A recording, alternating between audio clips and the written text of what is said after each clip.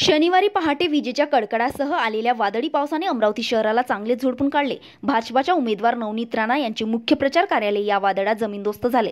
शहरातल्या काही भागातील झाडे उमडून पडल्याने वीज पुरवठा खंडित झाला होता।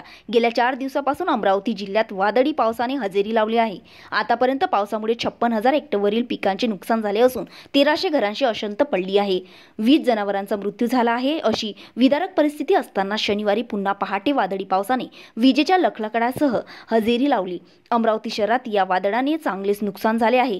त्यात भाजपा उमेदवार नवनीत यांच्या प्रचार कार्यालयाचे नुकसान झाले असून इरविन चौकासह अन्य काही भागात झाडे तुटल्यामुळे वाहतुकीला अडथळा निर्माण झाला होता।